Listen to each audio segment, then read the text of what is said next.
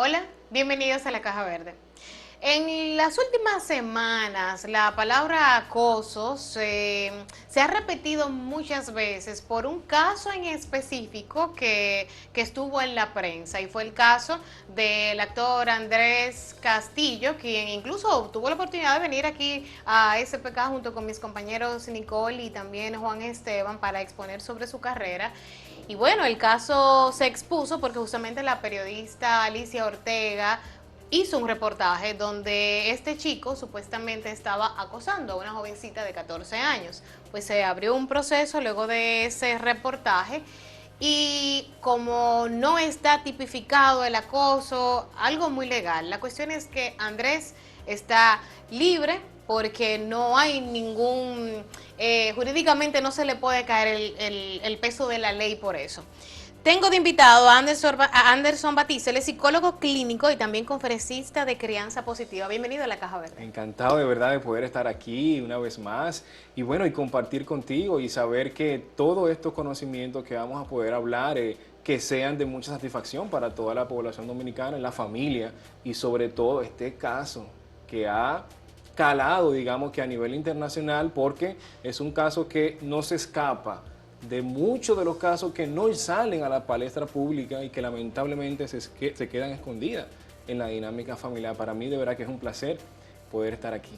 Para mí más, y dejando de lado el tema de jurídico, que ahora mismo no nos compete si él debió o no ser procesado, vámonos a la parte emocional, a la parte psicológica, que incluso te comentaba antes de iniciar el programa, que hubo unos cuantos días que la noticia no era en sí voy a utilizar la palabra supuesto acoso porque fue la forma en que el tema se trabajó, pero el supuesto acoso que le hizo Andrés, sino la forma en que la niña de 14 años manejó esta situación y salió de esa situación. Entonces, estamos hablando de una forma que no es normal y no es de esperarse. ¿Cuáles tipos de herramientas tú crees que esa niña tiene que actuó de esa forma? Mira, tú sabes que cuando yo estuve viendo la entrevista, a mí me sorprendió bastante el manejo que la adolescente, pues no es una niña, es una Claro, adolescente, es una adolescente. tuvo el manejo y obviamente se le nota el entusiasmo en un principio, pero cuando ella ve y ella siente que se está sintiendo, valga la redundancia, mal, como que ya, espérate, como que la cosa va tomando otro color, otra perspectiva, ella misma se va bloqueando. Si tú ves en la entrevista y tú le escuchas a ella, tú ves como que ella ya como que va poniendo una retención. Y eso me lleva a mí a pensar inmediatamente, como psicólogo, terapeuta, que hubo una conversación previa, pero no digamos que en el momento. Un trabajo se hizo previo antes con esta adolescente de años atrás, donde se le fue educando a ella, claro, y diciéndole, mira, cuando tú te sientas así, cuando tú sientas que una persona te está acosando, te está hablando de cosas, me imagino que eso fue lo que la madre o su padre en el momento adecuado le estuvieron conversando y eso salió a relucir. ¿Y por qué no es normal? Hoy en día todo esto, diga, y lo pongo entre comillas porque vivimos en una sociedad en donde la juventud hoy en día va volando, va rápido y quiere comerse el mundo por delante, y muchos padres lamentablemente les ven, no tienen el tiempo para poder detallar todo esto. Entonces cuando tú ves la entrevista, esta adolescente tiene la herramienta y dice, no, yo tengo que hablar con mi mamá, porque ella misma siente de que esto no es normal. Y que ella lo identificó que era un acoso, porque en ocasiones pasa de esas microsituaciones que una pasa y uno no lo identifica como acoso, y quizás luego al tiempo tú dices, pero espera, era acoso. Sin embargo, la niña sí, bueno, la adolescente sí identificó que se trataba de un acoso, sí, de una forma rápida. Sí, tú sabes qué es lo que yo pienso que ella pudo haber notado de que algo no estaba bien, por el hecho de que ella no es nueva en este mundo, ella también ha modelado, ella también ha tenido como cierta participación, sí, y la madre también, cuando ella da el testimonio también de todo esto, dice todo lo referente, cómo se tiene que hacer un contrato, o sea, ya hay una noción, pero todo esto se ve porque hay una dinámica familiar de comunicación asertiva. Es la palabra que yo quisiera emplear para que todos los padres, bueno, pues pudieran entender todo esto. Hay una comunicación. Esta adolescente, digamos que tuvo previamente, por lo que se puede observar, comunicaciones de años anteriores con la madre y se ve que hay una comunicación porque la madre defiende. Claro. Y se ve la compenetración que hay. Y cuando un adolescente, en estos tiempos, tú escuchas, aún en privado, porque ella no pudo haberle dicho a la mamá, y mami... Y aprovechar, entre comillas, claro, esa gran oportunidad. porque era una gran oportunidad. Ella pudo haberle dicho, mami, mira, un cuento, lo que sea. Y la madre, como está también en esto, sí, está bien, mi hija. Pero ella misma fue la que mantuvo el filtro. Ella fue la que tuvo la confianza, primero que todo, de decirlo, porque hay una cosa. Muchos padres creen que los niños deben y los adolescentes, yo tengo que hacerme amigo de mis adolescentes para que me cuenten cosas. Y no es así. No, entonces esa frase de yo soy amiga de mi hija. Yo no sé qué psicólogo, qué terapeuta se ha inventado eso. Y déjenme decirle, padres y madres, que los padres no son amigos de los hijos. No son amigos de los hijos. Mira, tú le acabas, yo sé que de romper a mucha gente que tiene eso como filosofía de vida de yo me llevo tan bien con mi hija o con mi hijo, ese es mi mejor amigo. Una cosa es que yo me lleve bien con mi hijo, pero otra cosa es, sucede que me llega un paciente a la consulta y viene un papá que me está diciendo, yo me llevo bien con mi muchacho, yo hacemos esto, hacemos lo otro, y él me cuenta todo, yo le doy esto, yo le doy lo otro. Pero llegan a la consulta porque hay un tema de límites.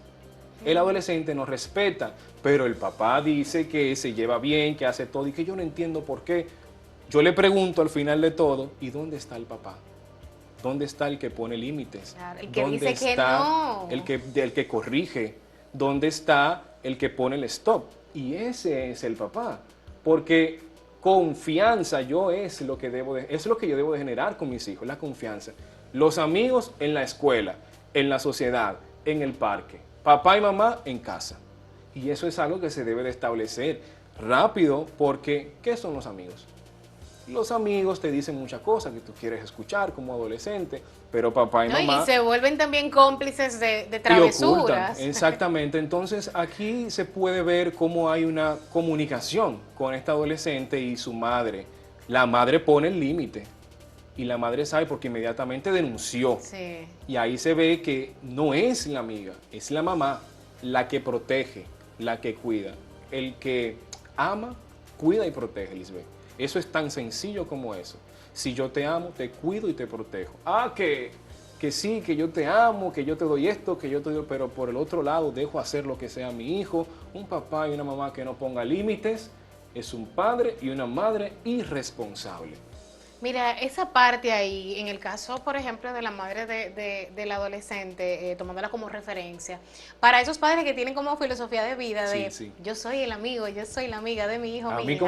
¿Cómo que eras así? No tengo hijos y tengo una relación muy bonita y me llevo súper bien con mis padres, pero sí siempre ha estado el límite. Confío plenamente en ellos, pero yo tengo el límite, son mis padres, no son mis amigos. Pero para esos que cruzaron esa barrera y ya dicen, bueno, ya me di cuenta, espérate, tengo que establecer el límite, ¿cómo se comienza? Si ya tú hiciste otra relación que no era de mamá-papá y que no sea tampoco tan disruptiva para el joven. Mira, cuando tú llevas una vida de comunicación, digamos que así, de amistad con tu hijo para que te cuente, o tu hija para que te cuente muchas cosas, y llega un momento en que tú aterrizas, como lo dices, y tú, espérate, ¿qué es lo que yo estaba haciendo? Me pasé.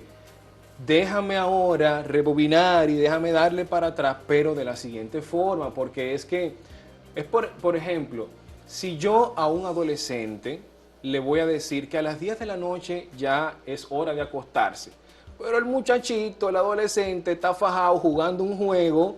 Que a las 10, que entre fulanito, que me acuesta a las 10. No, que a las 10, que tiene como 3 semanas, Libre, por pasar ese mundo.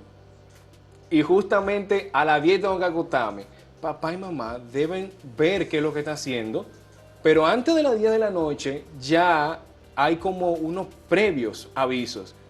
A las 9:30, fulanito, sabe que a las 10 te tiene que acostar. Claro, o sea, apaguen todo a las 9:30. Ve preparándote, pero no es que tú le vas a quitar el juego. Ojo con esto, porque ahí es donde viene el tema de los límites. El papá o la mamá viene, dame la tablet, dame el celular. Y ese muchacho, loco por pasar un mundo que no lo ha podido pasar, se va a molestar, Claro. se va a enojar. Cualquiera que esté haciendo una tarea, una dinámica, tú me vienes a interrumpir de repente y yo me voy a enojar. Y ese adolescente va a arremeter con ese papá y por ahí viene el conflicto. Entonces, ¿qué sucede con esto? Y ese papá que ya, digamos que ya entendió que ya yo no puedo ser amigo, déjame ahora tener una reunión con él. Mira, mi hijo, mi hija, yo entiendo, pero yo soy tu papá. Hay algunas cosas que deben de ir cambiando.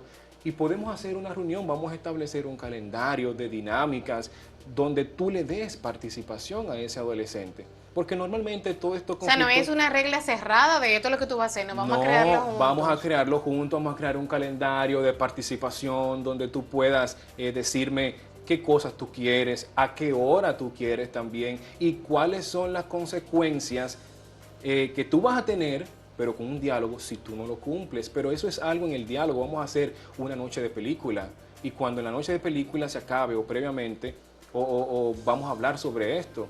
Es buscar la forma porque hay métodos. Claro. Un papá y una mamá lamentablemente que pega, que maltrata emocionalmente, que corrige de una manera inadecuada, es un papá y una madre lamentablemente que no tiene más herramientas.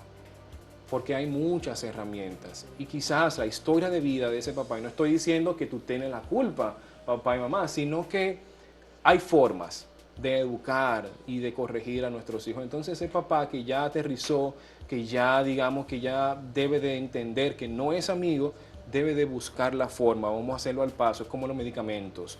Si yo lo tumbo de repente, cualquier medicamento me va a tener una reacción en mi cuerpo, en mi organismo. Tiene que ir bajando entonces, la dosis. Ya yo le voy, los psiquiatras normalmente lo que reducen las dosis para que el cuerpo vaya asimilando todo esto. De la misma forma, se debe de hacer esto con los hijos. Vamos a buscar esta estrategia. Y que es lo que yo creo que con este caso ha venido todo esto porque se ve claramente que ha tenido una comunicación. Porque un adolescente en este tiempo y esta oportunidad que se le ofrece, no va a dudar. No. Y trae muchas aristas incluso y polos. Hay gente que bueno, que quizá está del lado de Andrés por X y Y razón y otros que sí están del lado de la chica. Pero nos damos una pausa y al retornar hablaremos de esos dos extremos, dígase, del papá que se cree amigo y del papá que tiene las herramientas que no son las más positivas del mundo para abarcar el tema de la crianza positiva. Volvemos en breve.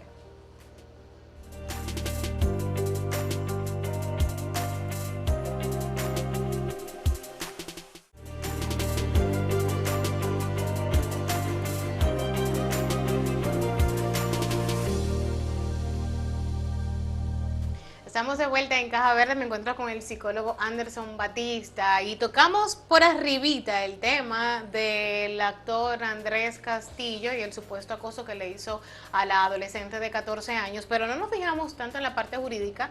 Ahora nos estaba competiendo más la parte psicológica y las herramientas que tuvo esa joven esa adolescente, para salir de esa situación. Entonces, tomando eso nuevamente, dejé al aire la pregunta antes de irnos a la pausa, de los papás extremos.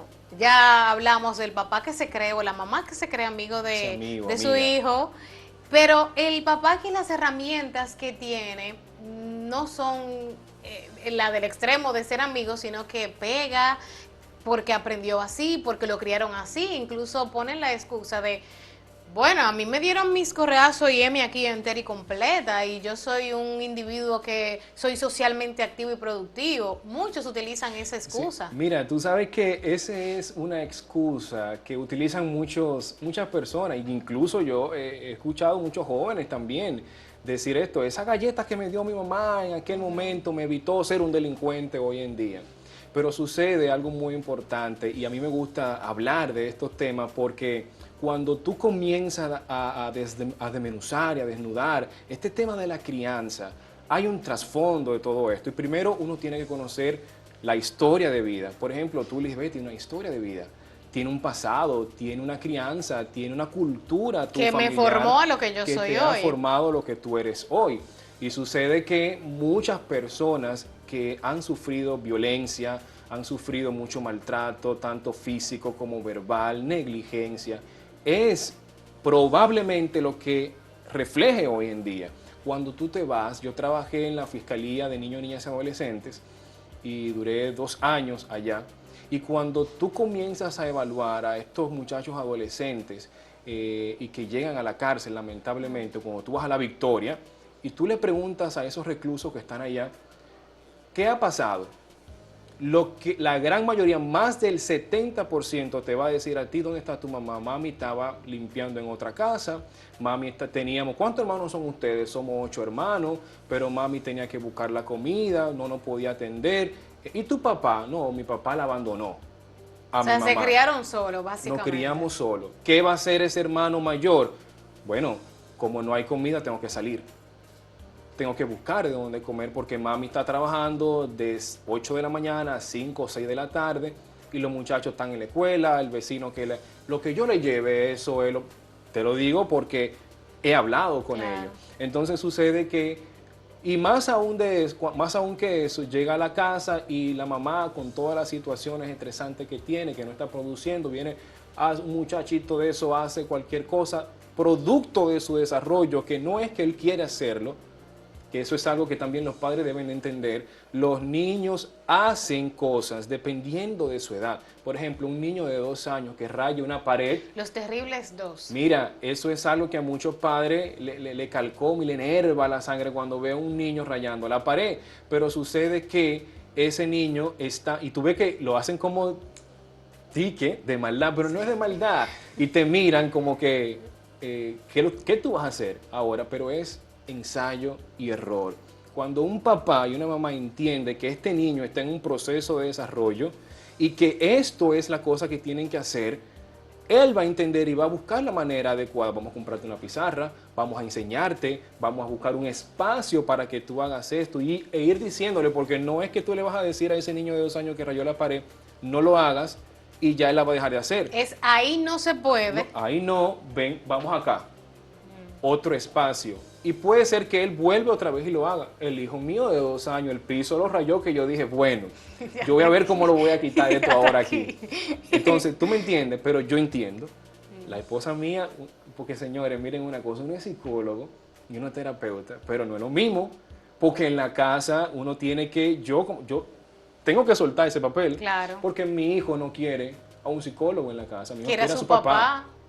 Quiera a su papá. Entonces yo soy el que tengo que poner los límites, dejar un poco, no es que me voy a olvidar por completo de la psicología porque es inevitable, pero dejar un poco esa psicología y ser papá para mi hijo. Pero volviendo al tema que teníamos, cuando estos adolescentes llegan a la cárcel y estos muchachos llegan a la cárcel ya, se ve que hay papá ausente, mamá también, digamos que prácticamente ausente, no puede y se va creando una independencia porque el lema de estos muchachos es que yo contra el mundo, yo tengo que defenderme, yo tengo que buscar cualquier situación, entonces se va creando un patrón de personalidad, que esos son los que van a delinquir, que esos son los que van a atracar, que esos son los que van a hacer muchas cosas Eso tiene hoy como un vemos. efecto dominó, entonces. Cuando uno profundiza en la personalidad y en la dinámica de la persona, todo se va cosechando en la niñez.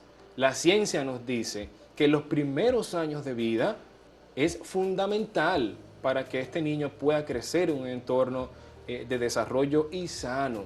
Cuando un niño crece en un ambiente tóxico, de maltrato, de negligencia, hay mucha probabilidad de que ese niño no tenga unos cimientos sólidos y fuertes en su adultez. Entonces, como un edificio, una casa que tiene paredes sólidas y fuertes. Claro. Anderson, pero por ejemplo, en la parte de la crianza positiva, que todavía hay gente que esa palabra como que no le cuadra bien, no le cuadra bien, y cuando ve el ejercicio de en qué se basa la crianza positiva, dice, no, pero es que ¿cómo yo voy a estar hablándole al muchacho? No, pues yo le doy una narga y todo se acaba ahí mismo. Ay, mija, Entonces, mira. socialmente recibimos mucha presión también de, óyeme, que ese muchacho es así, porque es que tú no le has dado su nalgada. Entonces, ¿cómo uno sigue con la crianza que tú decidiste darle a tu hijo, que sea positiva, esperamos, ¿verdad? Pero le respondes de una forma que incluso sea hasta educativa, a esa vecina, esa tía, hasta la misma abuela, no sé, toda una Mira, cadena social. es bastante complejo porque hay una cultura. Entonces, esa cultura de nuestros abuelos, que muchos están vivos hoy en día, y si no, está la mamá de la esposa o la mamá del esposo que están ahí, que tienen un pensamiento que tú cuando ves eso y tienes esa cultura, vamos a educarlo bien, es bastante complejo cuando ya la dinámica de la familia tiene esto codificado para sí. Entonces, ¿cómo tú, digamos que combatir esto con el accionar en el día a día, en la cotidianidad? Algo muy fundamental en la crianza positiva es que la crianza positiva se va a dar solamente y simplemente cuando hay una afectividad y cuando hay entornos seguros y protectores. Y saludables. Es imposible, Lisbeth, que un niño que esté en un ambiente tóxico de maltrato, de negligencia, vaya a crecer, a desarrollarse adecuadamente. Entonces, sucede que con esto, con la crianza positiva, para entrar en el tema de la crianza, se confunde mucho el amor con la autoridad. Por ejemplo, yo te doy porque te quiero. Yo quiero lo mejor para ti, Y tintán, tintán, tintán. Entonces, ¿qué vamos viendo con esto? Que el niño o la niña va creciendo con esto. A mí me pegan porque me lo merezco. Entonces, son personas y adolescentes, y se ve mucho más en las mujeres esto, que cuando el hombre la maltrate porque ella se lo merece. Y son personas y mujeres que el hombre la maltrata y no se salen de ahí. Porque es una mentalidad que se le fue creando durante su infancia, porque eso era lo que ella veía. Pero hay algún momento que eso puede ser lo contrario, de yo no quiero multiplicar o replicar por Sí, lo que yo pasé. sí, claro, esa persona tiene que revisar su historia de vida. Para que una persona pueda entender esto y decir, hasta aquí no, tiene que haber una revisión primero, tiene que sentarse en la silla del paciente para poder entender todo esto, porque la crianza positiva es como un libro que tú tienes que leer. Cuestiona tu historia de vida, porque es que tú vas a revisar muchas de las cosas que tu papá hacían contigo, y cuando tú te vas allá, muchas personas no quieren entrar. Entonces ahí creo que entraría la parte del perdón también. Tiene que haber una reconciliación. Entonces, cuando ha habido mucho maltrato, hay personas que no quiero tocar ese tema.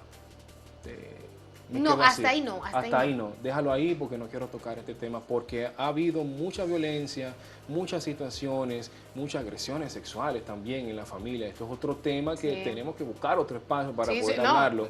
esto es tuyo. Porque La caja verde es tuya. Porque el tema de la violencia sexual en la casa, eso es en muchas de las dinámicas familiares caótico, porque nosotros nada más sabemos estadísticamente lo que se denuncia. Pero hay otro número que se queda atrás. En todos los estratos En sociales. todos los estratos sociales. Esto no importa, porque lo que se ve más el tema de la violencia de la familia por un hecho de que en los estratos sociales no lo denuncian, el tema de la familia, que el apellido, qué va a decir el vecino. Hay un tema que no quieren, entonces la persona, digamos, con estrato social más bajo no tienen conocimiento. A veces normalizan ciertas acciones. Entonces cuando tú ves toda esa diferencia se esconden muchas cosas. Pero el tema de la crianza positiva y con todo este tema y para caer también y no descentralizarnos del tema, es algo que se tiene que valorar y se tiene que introducir en la infancia. La crianza positiva me dice a mí como papá y mamá que no es que yo no voy a poner límites. No, yo voy a ponerle límites a ese niño, yo voy a corregirlo, yo tengo que ser firme. Te voy a decir un cuento. El hijo mío el otro día en el supermercado, 2 años y 6 meses tiene, una rabieta, que quería una papita de esa ahí. ¿Qué es lo que sucede? Yo le estoy introduciendo al hijo mío antes de salir a la calle y te van a decir, pero él tiene 2 años, no te va a entender. Aunque no te entienda, tú crees que no te entiende. Sí entienden. Pero sí van captando algunas palabras. Y yo le digo, él se llama Yair, y yo le digo, Yair, mira, no hay papita. Porque hay momentos en que uno no tiene dinero todo Claro, el tiempo. o simplemente no O hay simplemente papita. no hay papita y yo le explico porque papá y mamá no pueden ahora, en otro momento yo te la compro. Ah, pero tú sabes que un niño de 2 años cuando la vio de una vez, papá, papá, la papita, la papita. Cuando ese muchacho le dije, Yair, no, así no, hoy no. Ay, se me hizo una rabieta. ¿Qué yo hago en ese momento? Porque ahí es que viene entonces el tema que hacer en el supermercado. En ese, casi normalmente la esposa mía y yo salimos juntos al supermercado precisamente por esto. ¿Qué es lo que pasa? En ese momento el niño está viendo la papita, yo tengo que alejarlo de ese estímulo. Y le digo a mi esposa, mira, sigue con el carrito, sigue haciendo la compra, tú sabes lo que hay. Me lo llevo. Déjame salir de aquí. Me lo llevé. Y en el camino yo fui diciéndole Yair, y él volteándose, y él que la papita, rabieta. ¿Qué pasa? Yo entiendo que hay momentos, y yo sé que es un proceso de desarrollo, pero hay padres y madres que hacen ese momento, tintán, que te quede tranquilo. Y por ahí, se va la cosa. Mira, yo creo que este tiempo no es suficiente para conversar Se contigo. acabó. Se acabó, No, pero no. quiero que luego retornes para hablar de toda esta vorágine de violencia que estamos viviendo y cómo manejarlo con nuestros chicos. Da tus redes sociales, por favor, para que todos puedan seguir todas las informaciones. Pueden seguirme a través de Anderson Batista PSI de Psicología, Anderson Batista PSI. Y Cognitiva RD, que es donde yo entonces estamos en la terapia, en la consulta, al 849-258-7093. Anderson, mil gracias por venir a la Caja Verde. Encantadísimo y de verdad que me siento muy cómodo. Qué bueno. Ustedes, gracias por la sintonía. Recordarles seguirnos en las redes sociales en @lacajaverderd y en la mía personal en @lisbethmontaz. Hasta la próxima.